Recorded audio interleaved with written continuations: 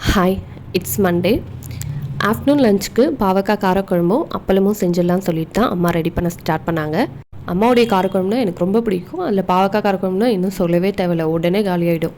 சில பேர்லாம் என் காலேஜ் ஃப்ரெண்ட்ஸ்லாம் கிண்டலே பண்ணுவாங்க, எனக்கெலாம் பாவக்கான்னு சொன்னாவே கசக்கும், நீங்கள்லாம் பாவக்காவை போட்டு இப்படி சாப்பிட்றீங்கன்ட்டு. ஆனால் எனக்கு அந்த டேஸ்ட் ரொம்ப பிடிக்கும். எங்கள் வீட்டில் தொக்கோ இல்லை காரக்குழம்போ எது வச்சாலும் உடனே காலியாகிடும், அவ்வளோ நல்லாயிருக்கும். இன்றைக்கி அம்மாவோட ஸ்டைலில் சிம்பிளாக பாவக்காய் காரக்குழம்பு வச்சாங்க. அவங்க வந்து எப்படி பண்ணுவாங்கன்னா, வானல் போட்டுக்கிட்டு அதில் கொஞ்சமாக எண்ணெய் போட்டுக்கிட்டு பாவக்காவை கட் பண்ணி அதை போட்டு வறுத்து எடுத்துருவாங்க. அதுக்கப்புறம் திருப்பி வானலில் எண்ணெய் ஊற்றி கடுகு போட்டு நல்லா வதக்கிட்டு அது கூடயே வந்து புளி தண்ணி கரைச்சி ஊற்றிடுவாங்க. அது கூட மிளகாத்தூள் உப்பு போட்டு நல்லா கொதித்ததுக்கப்புறம் ஆல்ரெடி வறுத்து வச்ச அந்த பாவக்காவை அதில் போட்டு 2 கொதி வந்ததுக்கப்புறம் கருவேப்பிலை போட்டு இறக்கிடுவாங்க.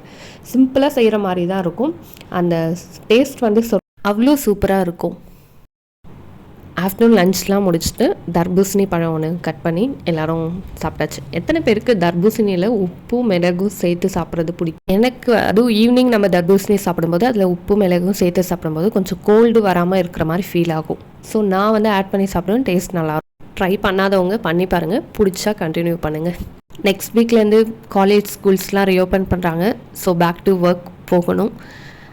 At the same time COVID கேசஸும் வந்துட்டு ஜாஸ்தி இன்க்ரீஸ் ஆகுதுன்னு போட்டிருக்காங்க நியூஸ் சேனல்ஸில். ஸோ நம்ம ப்ரிகாஷன் எடுத்துக்கிட்டால் நம்ம ஸ்டூடெண்ட்ஸ்கிட்டையும் ப்ரிகாஷன் எடுக்க சொல்லிட்டா maximum of the covid spread ஆகாமல் இருக்கும். அடுத்த ஒரு லாக்டவுன் நம்ம பார்க்காமையும் இருக்கலாம். இந்த வீக்கோட லீவ் முடியுதே சொல்லிட்டு ஒரு குட்டி ஷாப்பிங்காக போத்தீஸ் தான் போயிருந்தோம். இந்த தடவை சுடி மெட்டீரியல் எடுத்து பார்க்கலாமே சொல்லிவிட்டு அந்த செஷனில் போயிட்டு இந்த 3 சுடி தான் செலக்ட் பண்ணேன். 3மே வந்து காட்டன் தான், ரொம்பவே நல்லா இருந்துச்சு. ஆனால் ப்ரைஸ் பார்க்கும்போது தான் ரொம்ப ஷாக் ஆகிட்டேன். ஒரு சுடியும் 1600 சம்திங் போட்டிருந்தாங்க. ஆக்சுவலாக இந்த சுடி நல்லாயிருக்கு, கிளாத்துமே நல்லாயிருக்கு. ஆனால் அந்த ரேட்டுக்கு வர்த்தான்னு பார்த்தா கிடையாது. அப்புறம் தான் தெரியுது இந்த சுடிஸ்க்கெலாம் 50% ஆஃபராம். 1600னா நம்ம 800 சம்திங் கட்டினா போதுன்ற மாதிரி போட்டிருந்தாங்க. இவங்களே வைப்பாங்களாம் அப்புறம் எடுப்பாங்களான்ற மாதிரி இருந்துச்சு இந்த ஷாப்பிங் பண்ணது. எனக்கு சீக்ரெட்னு ஒரு புக் வந்து 3 years பேக் யூடியூப்பில் வந்து ரொம்பவே ஃபேமஸ் ஆனது. அது சரி வாங்கலாம்னு சொல்லிட்டு ரொம்ப நாளாக வந்து நினச்சிக்கிட்டே இருந்தேன், விஷ்லிஸ்ட்லேயும் போட்டு வச்சுருந்தேன். ஆனால் எனக்கு வாங்குகிற டைம் கிடைக்கல.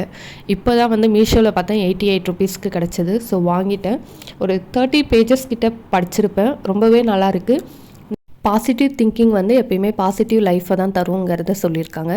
அடுத்தது வந்துட்டு எப்பயுமே நம்மளுக்கு என்ன தேவையோ அதை மட்டும் ஃபோக்கஸ் பண்ணால் கண்டிப்பாக இந்த யூனிவர்ஸ் நம்மக்கிட்ட அதை தந்துரும்னு சொல்லியிருக்காங்க. தேவையில்லாததை ஃபோக்கஸ் கூட திங்க் கூட பண்ணாதீங்கன்னு சொல்லியிருக்காங்க. நல்லாயிருக்கு புக் படிக்கிறதுக்கு. வேணுன்றவங்க டிஸ்கிரிப்ஷனில் லிங்க் தரேன், வாங்கிக்கோங்க. தேங்க்யூ ஃபார் வாட்சிங் மை சேனல்.